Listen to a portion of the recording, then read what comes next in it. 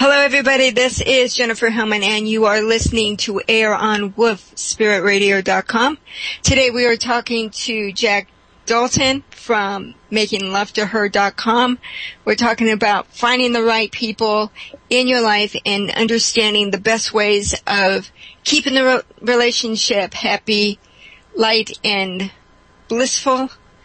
And we were talking right before the break with Jack about women who intimidate men, i.e., I'm one of them. Anyway, is there anything that a woman who is basically got her act together, is there something they can do to help them, Jack, not intimidate a man to ask them out? Well, mainly it depends, I think, a lot on where you're at and what you're doing. Like, during the break, we were talking about, women now seem to be more educated and a lot more intimidated guys than what they were years ago. But what we were talking about during the break was, a guy doesn't have a problem walking up to a woman who's dressed, for lack of a better term, like a slut, or a barfly. But you take that same woman and put her in a bar or put her in a nightclub and she brings in a briefcase, every guy in the bar is going to be, or in the nightclub is going to be back over in the corner scared to death of her. As far as what she can do to not be so intimidating is try some eye contact. Eye contact will tell a lot. But if the guy's, and I've seen this with a lot of women, they'll look a guy right in the eye and he'll start wanting his eyes to go everywhere. He'll be afraid, scared to death. Exactly. My editor for my site, she was out, and she's kind of a shy lady. She doesn't really get out and mingle and stuff, but she was telling me, I noticed when I was talking to her last time she flew in from Mexico, when she sits there and talks to me, she kind of looks away. Now, that's one thing that women can do that will not intimidate a guy. Don't stare him down. She said she went in the other day to talk to somebody at Victoria's Secret to get a bra and stuff. And there was a guy working in there, and she started talking to him, and she said she remembered what I said about looking the guy in the eye. She said the guy was dropping stuff all over the place. He was dropping bras, and he was dropping 90s and 50s and stuff that he was supposed to be hanging back on a rack. And she goes, it does work, but I don't want to intimidate him. I said, well, just do like you were doing before. Don't give him so much eye contact, kind of look away, look down, and play the shy routine. And I think it will help some, just to break the ice. But if, like with you, Jennifer, you walk up to a guy and you're staring him dead in the eyes, he's going to be shaking in his boots. It's going to be a little more intimidating, where if you kind of look away or look down or don't, just sit there and stare him down, he's going to be a little more relaxed. And that will help a lot of women, as far as they want to break the ice. And a lot of men will say, I'm sorry?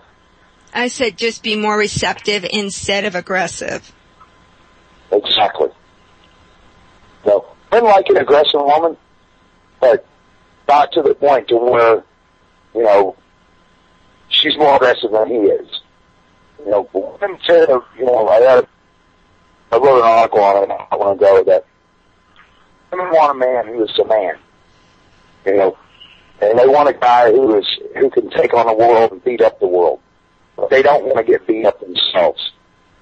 The old saying that a man, he wants a lady in public and a whore in the bedroom. Well, a woman wants an ass in the world, not a point to wear a sweetheart in her house.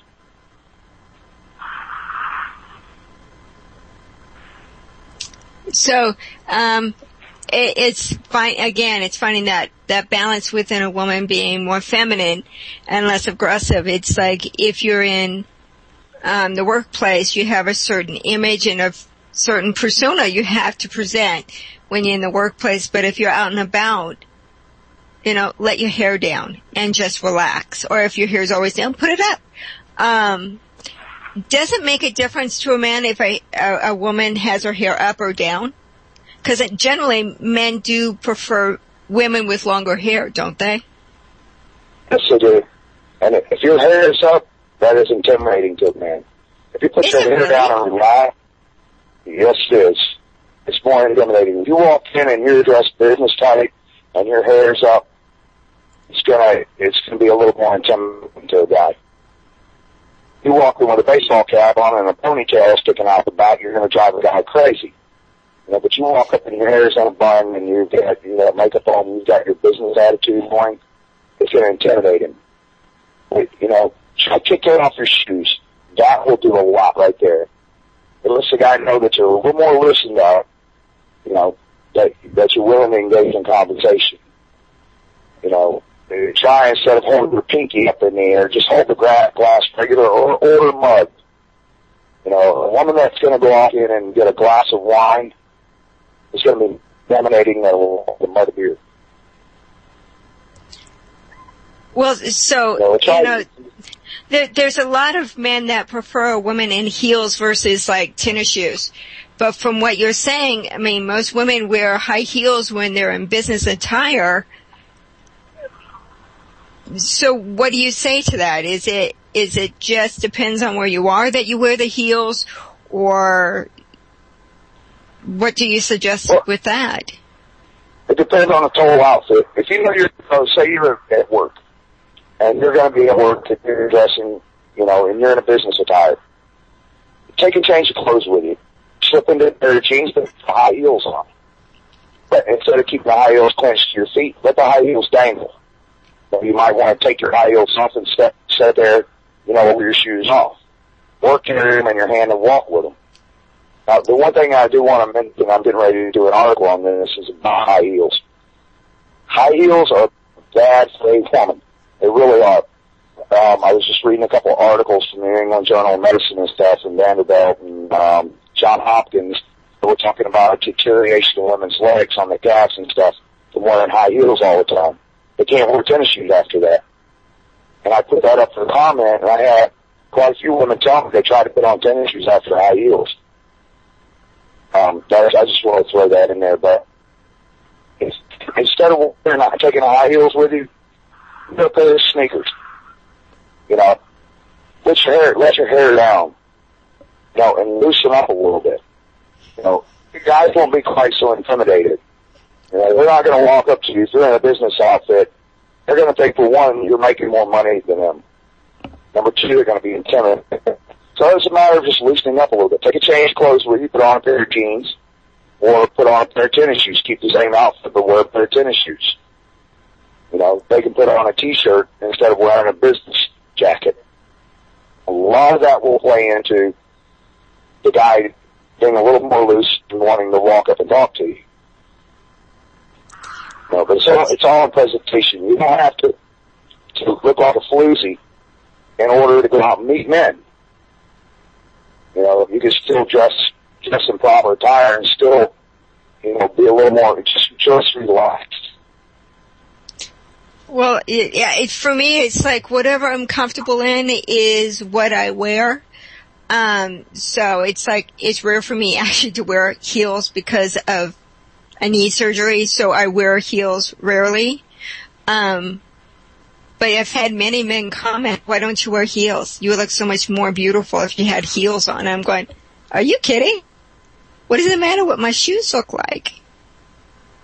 I'm comfortable. I mean, I wear decent. A lot of guys are turned on by heels. Well, I understand that, but if that's a prerequisite, that I have to wear heels, bye. I'm not going to put my health in danger for you. Sorry. Oh, listen, if a guy's going, I don't like you for wearing high heels, you shouldn't be with him anyways. You know, but I've seen some of the dresses that you wear, pictures of them. And how those dresses will intimidate. You know, you're not going down and buying dresses from your local thrift stores, you know, that are, you know, raggedy, but you're not going to Kmart. Or, you know, you're not going and buying Walmart, even though Walmart has nice clothes and stuff in there, the dresses and stuff that I've seen you wear look like they came off $1,000 rack. Try putting on a pair. But to be honest, they are from Walmart. They are from Target. They are from other places, or if they are from good names like Dillard's or something, it's off of their discount rack or their sales rack. I do not like spending money on clothes, so I just buy things that look good on me. When you carry yourself, makes that look like $1,000 dress. Try putting on a pair of shorts and a t-shirt and put your hair back to your ball cap, and let's just see how many more men come up and talk to you. Go to the same place and dress the way you're dressed now, and then go put on a pair of jeans and go back to the same places and watch how many men walk up and talk to you. You know? It's very interesting how the reaction I get from different men. On Facebook, I've had so many men basically talk to me, but as soon as I said, well, let's get together, they vanish. And there's a lot of men that just want that fantasy with a woman and not necessarily a relationship. So what do you say about that? Delete them before they delete you. A lot of these guys are just on there, like you said, for the fantasy of it. And most of them you'll find out that they're married and everything else. The first time you ask them to get together, oh, well, I can't. So, as soon as they say that, go ahead and get rid of them. Don't even have them on your page. It's amazing. Or they get disappointed because I don't have time to talk to them. It's like, I'm sorry, I actually work. You know, I have a business to run, and they don't understand why I can't sit there and talk to them for hours. You know, the Facebook, I heard one of my friends say that the Facebook is the new fantasy sex porn site for the 2000s. And I've seen that a lot, that women have been writing me in and telling me that guys just want to get on there and they'll talk to them about it. They don't want to have anything to do with them except phone sex or cyber exactly. sex. You know, at that point, go up to the top from there and befriend them. You know, so that's all it is. Yeah, and it's interesting, you know, they say, well, you're leading me on, you're such a teaser. And going, I said nothing of the kind. You have a rich imagination, and I appreciate that, but not going there. And then they promptly get deleted. Anyway, you know, once you do find that right person, and I know that you're doing a lot of books that are coming out, and you're doing videos series on helping with the relationship and in different degrees. What are some of the different areas that you are covering in your books and your videos? Well, there's different chapters and different things, or different books. One is on, you know, and let me say this before we get into this conversation. I was just doing a radio show the other day and I had a lady call in. If you guys are listening right now, have kids in the room, go ahead and take them to them or just turn the radio off. I was talking to a lady that was talking about orgasms. Has her kids right in the room with them. I can't hear them. You know, these little kids, you know, 9, 10 years old, that are in the room. If you have them in the room right now, you know, take the next 10 seconds and tell them to go play or watch Romper or whatever we're going to watch. But you don't have to listen to this conversation. So, in the books, it's got different things coming out on, you know, surviving the relationship. You know, there's different articles on trust, on orgasms, on sexual positions, you know, on love games. And that goes back to what we were talking about before, about people doing things together. People have been on the site, you know, say, you know, well, I'm not going to look at the love games because, you know, I'm sure they're sexual games. Well, they're not sexual games. Most of the games that I have on there, one of the games, for example, it's the recipe for making a pizza together.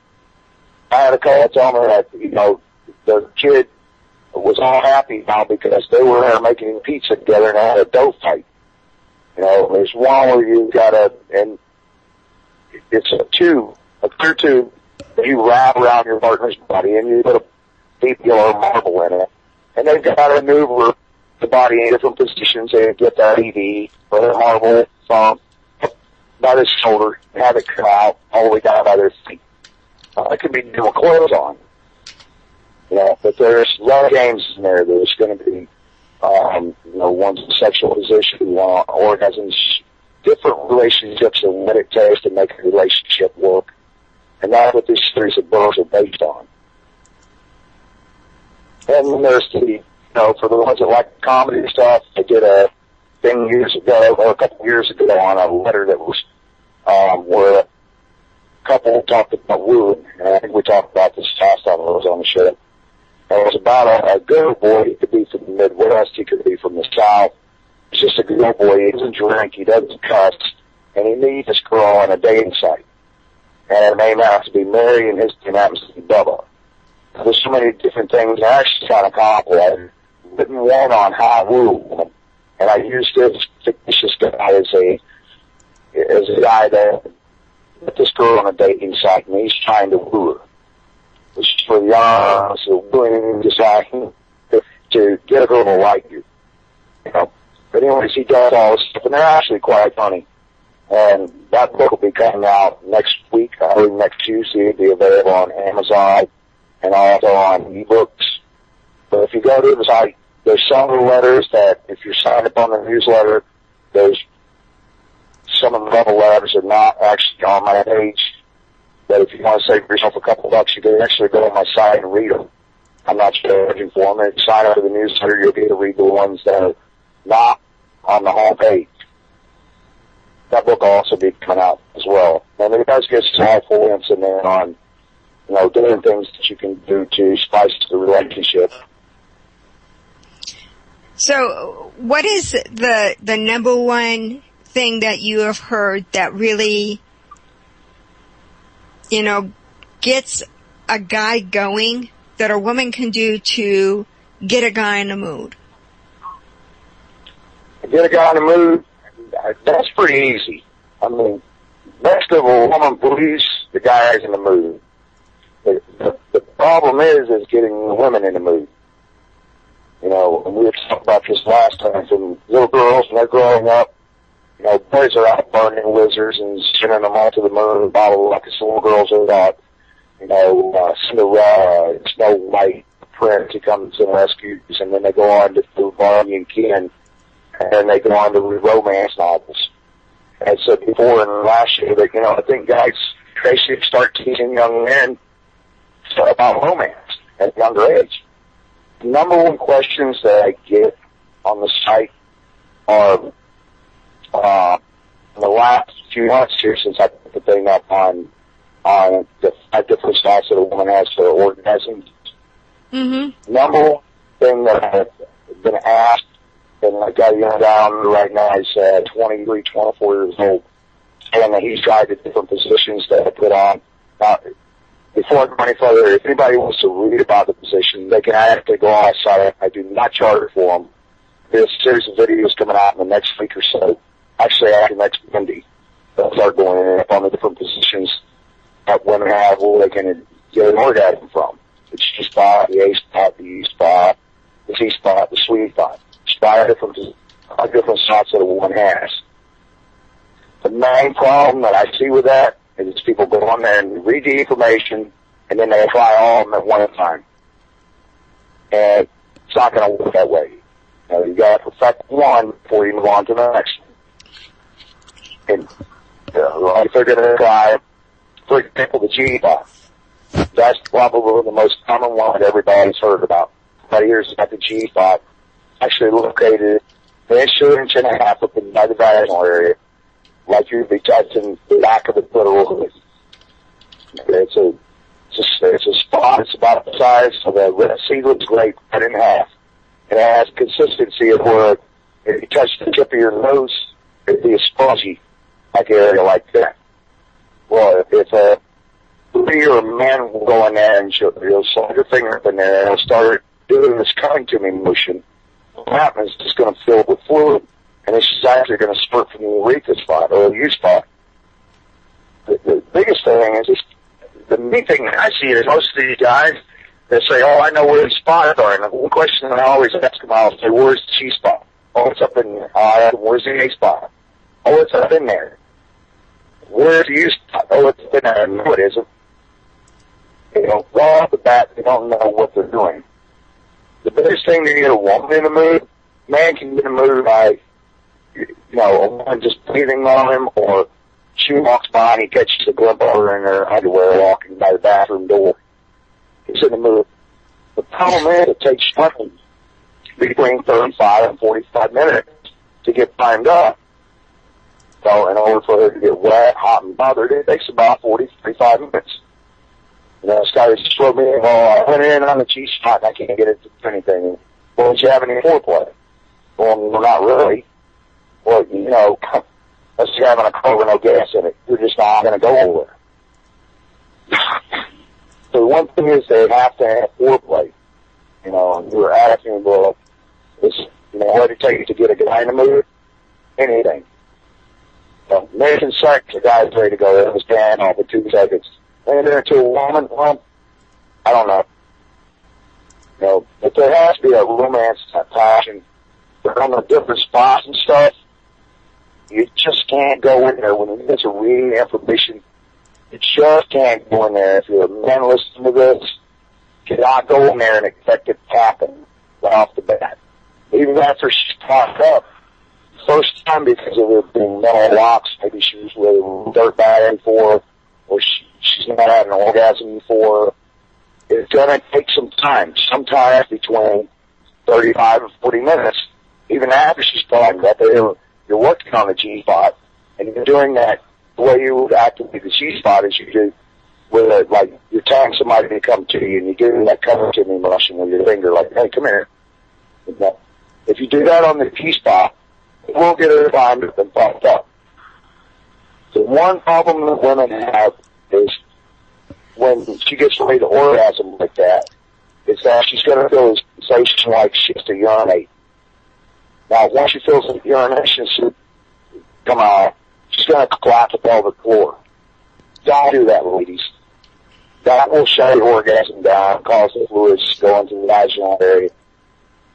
If you feel the urge like you have to urinate, let it go. And trust me on this, you will be happier for doing that. The other thing with that is a lot of them will say, oh, that's just gross, or my mate or my partner think he's sick. No, they won't.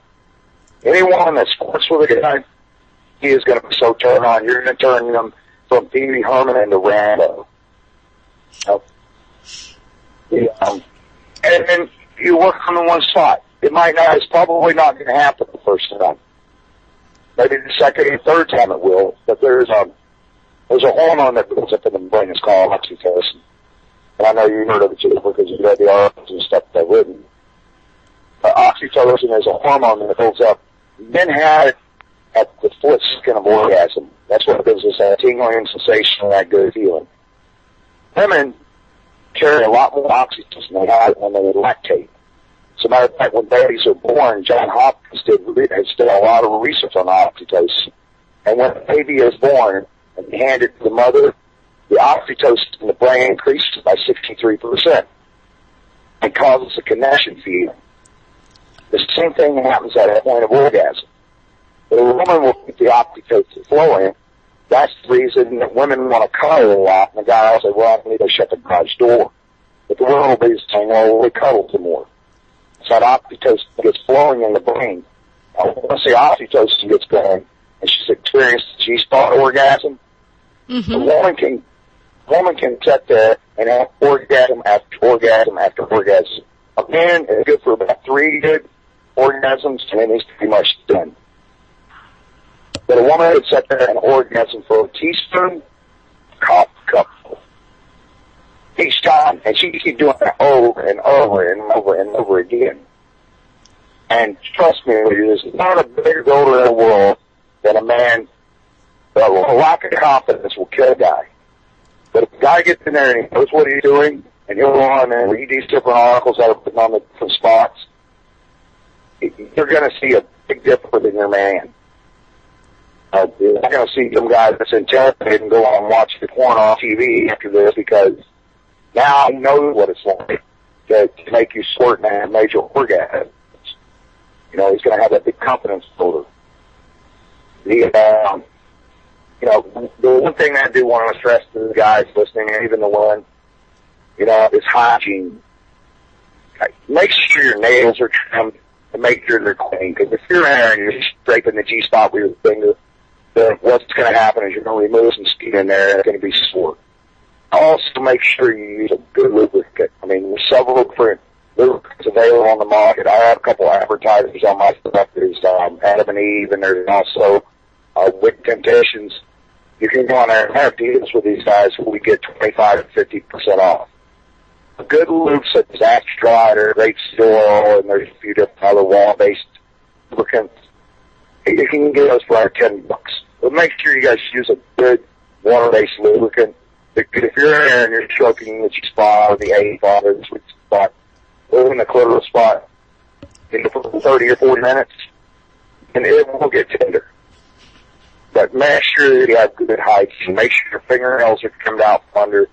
Make sure your fingernails are trimmed, and that your fingernails are clean underneath, and and just stuff like that.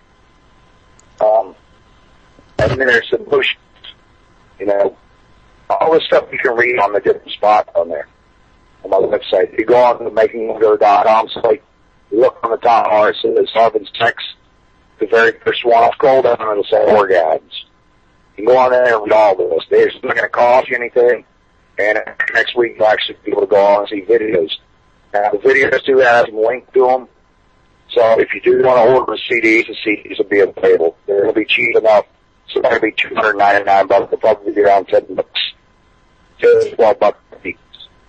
Now, something else that you had mentioned to me, and I'm not sure if you're still going ahead with this idea, was makinglovetohim.com. Are you going to do the male perspective? Yes, I am. Okay, and what is going to be the difference between making love to her and making love to him? Well, the difference on the makinglovetoher.com is a male perspective. That's my own personal views and 30 years of research to let women know that, they're all guys that do know about this stuff. It's from a man's point of view. Makinglovetohim.com, I'm going to have one on there doing articles such as yourself, and, I'm trying to get different women that are well-known writers that are in relationship and sex end of it that are going to be on, and they're going to be doing articles. So that site is going to be geared mainly toward men so that they can actually go on there and say, okay, well, this is what a woman is saying to do. It's kind of like what we were saying last time.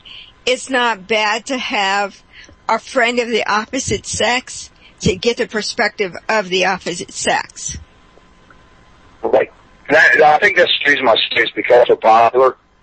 Is because it is from a man's perspective. If you want to, I'm not on there to bash people, I'm on there to just try to help people out and stuff, so it's really, in the beginning I figured, I'd probably have a couple hundred people on there. I never dreamed that, in less than a year's time, I'd have over, almost 2 million page requests from there. So it's really taking off, and I'm hoping that Making Love to Him does as well. And the sites are geared to help people out. They're not, a lot of people say, all right, as soon as I hear the name, I'm not going on that. It's a porn site.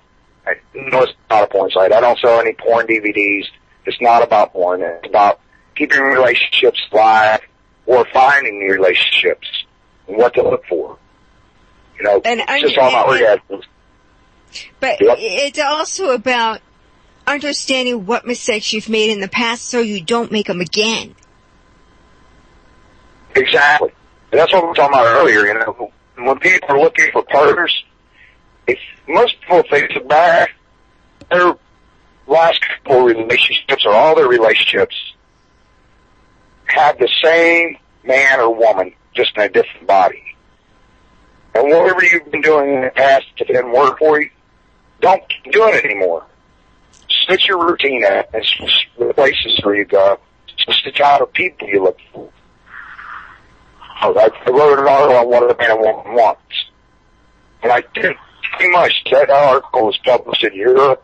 It was published in Spain, all over the place in different newspapers. And I think people go in there and read that, we're all looking for the same thing. We're not looking for the person we can just live with. We're looking for the person that we can't live without. You know, we're looking for the person we don't have to tell how to love us, but the person that already knows. And that's what the sites are geared for. You know, that's one of the reasons that I'm charged. Well, your site is just amazing. Something that just popped in my head is the cultural differences in attitudes between, like, Europe and the States, and even the Northwest versus the Northeast, the South, and, like, California. I mean, there's so many different cultural differences on what a relationship is and what the programming, shall we say, is. Are you finding a lot of diversity of people asking the question in such a way and saying, well, my dad taught me to be this way, but yet all my friends are seeing things this way, and it's confusing me which way to be? Do you get questions like that? All the time. Matter of fact, I've been banned in a couple of countries. A couple of countries where, you know, they think women should be, you know, made to keep their mouth shut and not be women, just be items or sex objects or whatever. I've actually gotten got some emails from governments telling me that they have banned my site there and not to try to go around it. And which is pretty cool, I guess, because, you know, it is making a difference. But as far as culture, you're right. People in New York and people in California and people in Florida, if you take the triangle all the way through there, you know, Utah, and all those different states, you know, there seem to be, you know, the southern boys, they treat their women better. That's not necessarily true. You know, the old thing of guys in New York, you know, they don't treat their women as good.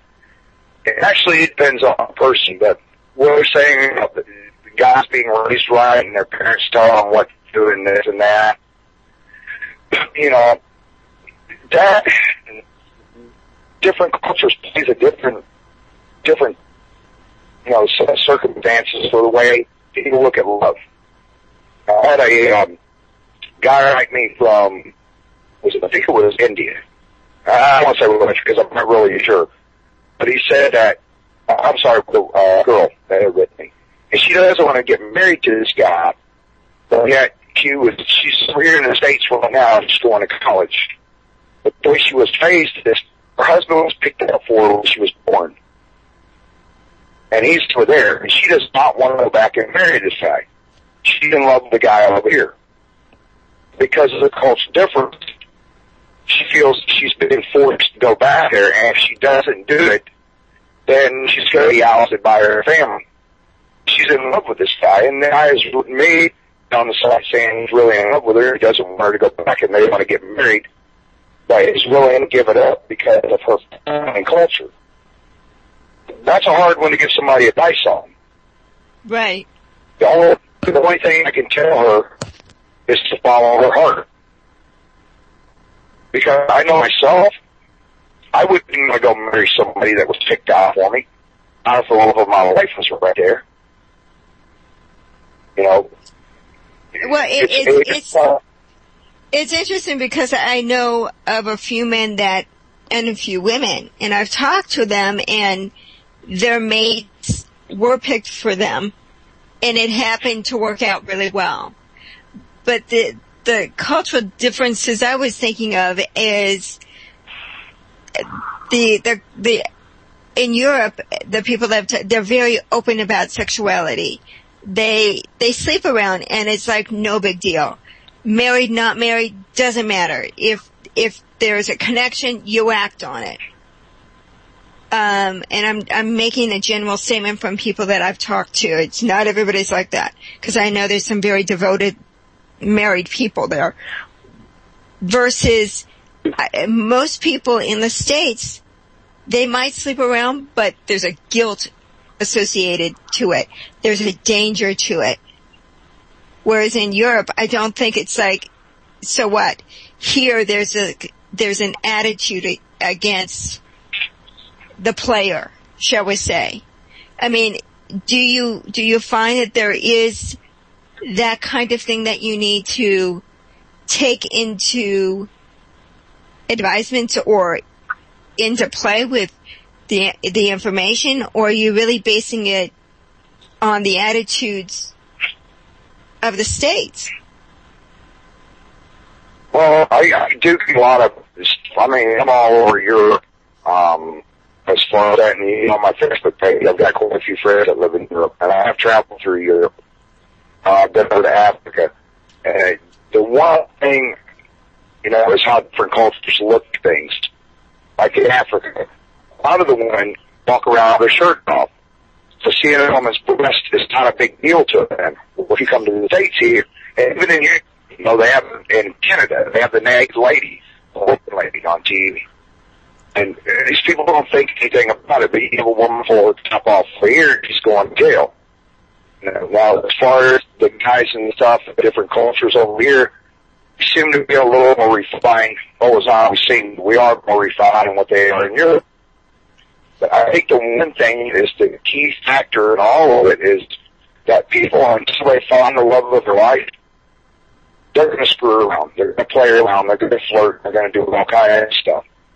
But even people in Europe, once you find that true love of your life, they pretty much that screwing around stuff all goes out the door. I mean, of course, there's always going to be temptations, no matter what culture or society you live in. There's always going to be a temptation. And you can take it back to biblical days or ancient Egypt. You can read about David and his guy out to be killed and, sleeping with his wife. I mean, it goes all the way back to the beginning of time. It's always going to be the devil. I think once you find that person that you just can't live without, instead of the person you can just live with, I think a lot of that changes. And that's mainly what the site is about. It's about finding that true love in your life. No matter what culture you're in. I had a friend over in Europe who I met when I was backpacking when I was 23 years old. I backpacked across Europe. A buddy of mine. I met a guy over there, and the guy has always been a big-time player. His son looks like Tom Cruise. Always been a big-time player. And always out, just warming every week, never settle down or anything. Here about 2 years ago, he met this lady, and he doesn't want to go out now. I mean, he is so far behind, and you can't know where he ends and she begins.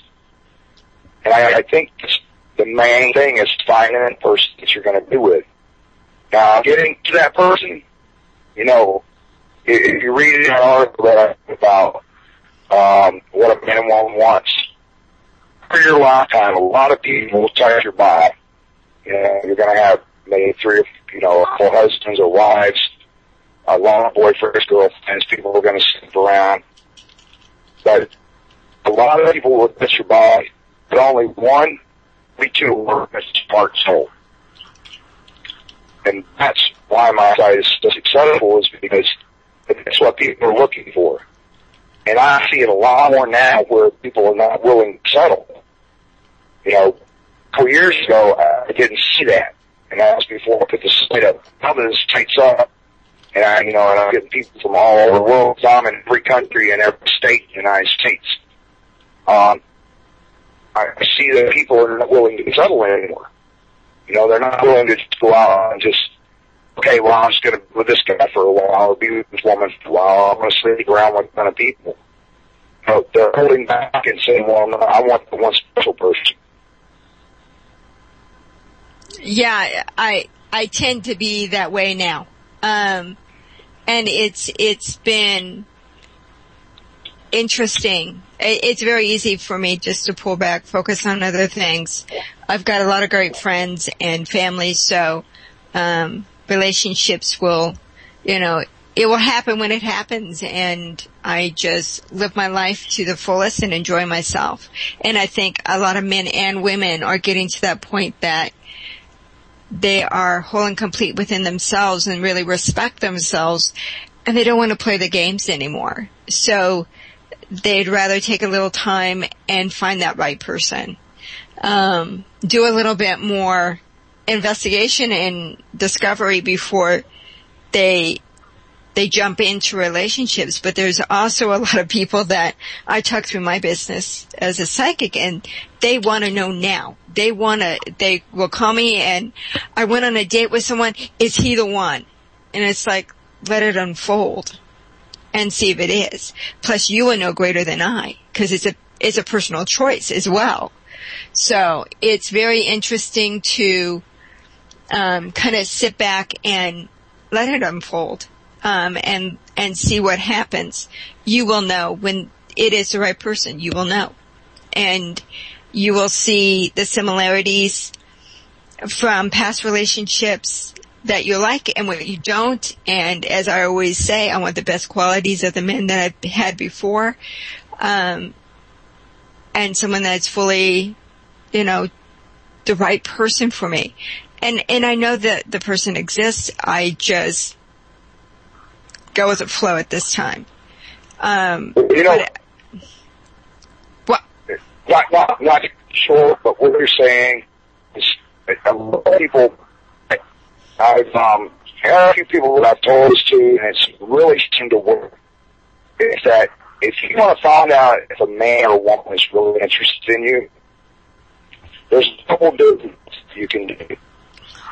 One is, I had a lady write in, and she's writing on the site all the time, and this guy, she wanted to find out if he's really into her or whatever. And she keeps going on one relationship with the next, and she sleeps with the guy a couple of weeks. One test that I tell women to do, don't have any sex with them for at least 6 months. It's the guy. If that person is still around at the end of 6 months, well, they're going to be more close to the one you're wanting to be with. The other test that you can do is take them to McDonald's, okay? A little one pie and like a hot apple pie and a drink. Sit there, just talk to them. And the one lady was saying, well, how do I know? I said, well, I tell you what, cut the apple pie in unequal shares. Make one 2/3 and make the other one just a third. Leave it sit there. And say, oh, you want a piece of the pie?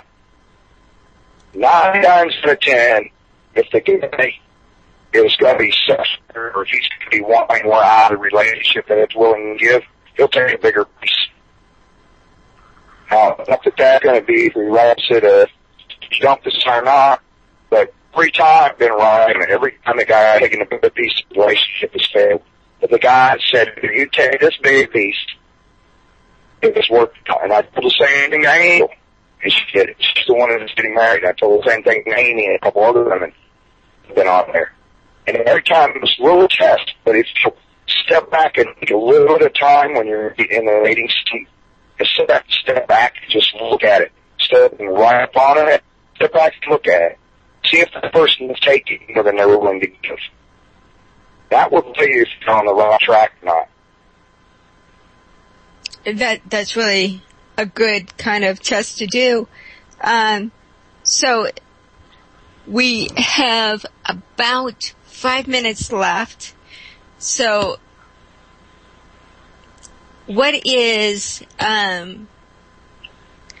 you see as the way things are going with relationships right now? Meaning, do you really think that people at this time, with the great shift of wanting to find, I mean, everybody has always wanted to have a relationship, but I really feel like people are taking a little bit more time. And I'm also seeing a lot of people who are looking at their current relationship and saying, and I'm with you, why? And asking those deeper questions about the relationship and what is the gain. Yet, you often see that, and it's true, nobody is perfect. But at the same time, you want somebody who is more in common with you, shall we say, on the same page. Are you finding more people able to find that, or do you think people have such high expectations that they're almost making it impossible for anybody to fill that void? A lot of times you see that, but you know as the person what you want. It's just like buying a burner house. and you'll know when you find it. The main thing is, you know, just don't settle. Don't be willing to settle for the first thing that goes wrong. And the other thing is, you know, if you're off and on with the person, off on, recycling works great when you've got plastic and bags and glass. They're just not working relationships. If it doesn't work out one or two times, don't keep them. One of my friends keeps coming back to this guy. He's in love with him. Problem is, he is in love with her. And it shows just in the little thing that he does and the big things that he does. You know, don't recycle your relationship. If you're in a relationship and it's not going anywhere, get out of it. I would rather, I don't need anybody, and nobody needs anybody to make themselves miserable. You can be miserable on your own. I would rather myself make myself miserable and have somebody else make me miserable. But the whole thing is, with MakingLoveToHer.com, is don't be an option, a priority. Do not settle. If you know what you want, then you know what you want. Right. It might take a little longer to get to it. You know, you're going to have to go over a few facts before you get into the mission. Go through those few checks, bite them off, get rid of them. Try not taking any into the next relationship. And just don't settle. Right. And just to be careful on the dating scene that you're not being used and abused. You know, if you have questions, people can write in my site, just like they can do with yours. Go to MakingLoveToHer.com, go up to the top bar, contact me. And if I can't get the answer and I don't have the answer, then I'll go on there, and if with your permission, I'll put it on there. And then you have, you know, a couple hundred people give you the same answer, then that's probably what you should do. You know, don't always rely on our friends to give you the best advice, because a lot of times people will, you know, if they're too close to the action. Better off to ask a stranger like you are on some of these different forums, whether it's mine or yours or anybody else. Those people are going to give you honest answers. They're going to be there and already gone through what you've gone through. So rely on these different sites, these different forums to help you out. You know, you're not alone. A lot of people, most people have gone through the stuff that you're going through. So whether you're calling into your radio show there, you know, I mean, you can let, you know, keep doing the world radio. I mean, it's a great station. I listen to it every day. I listen to it general show every Tuesday. You know, keep giving those things and keep staying going. And it'll answer, it'll get people on there. It'll answer your questions. Just like MakingLoveToHer.com and Abstract Illusions and World Radio. They're all different good forums. You can go and get the answers you want. Well, most people know what they got to do. They just have to do it. It's something else about getting advice from friends. Sometimes your friends are like jealous that you have someone if they don't. So they might be giving you the wrong advice because they want you to screw up. So you got to be cautious with friends as well. But the one thing that I found was a saying from Mark Twain, and with this, I'm gonna kind of end the show because I think it's a great thing to live by. Do not make somebody an option. I mean, do not make somebody a priority if they're making you an option. So, with that, I want to thank Jack Dalton for all his time and his great advice. In the chat room, they absolutely adore you. So you will probably get a lot of people contacting you about your website. And the website, again, is MakingLoveToHer.com. Go on there and you can look for some books and some CDs. He's also starting things on some YouTubes very soon. You can check those out. I'll let you guys know when those are up. And I thank you, Jack, very much. You're an awesome guest, and yes, you most likely will be on again. We always have a great conversation. So thank you very much. Well, thank you, Jack, for having me on, and Dave. It's always a pleasure. And with this, it is time for me to sign off. This is wolfspiritradio.com. This is a listen-based, supported group. So if you like this, please send in your money so we can keep it going. This is Jennifer Hellman. You can contact me through angelsintuition.com or jenniferhellman.com. If you would like a reading from me, I do psychic readings as well as life coaching. we can have a conversation. Anyway, I thank you all very much. Again, have a really great week. April is here. It's really amazing to believe it's here so quickly. Spring is in the air, so is love. Be careful. Live with your heart. And we will talk to you next time. Thank you. Wolf Spirit Radio.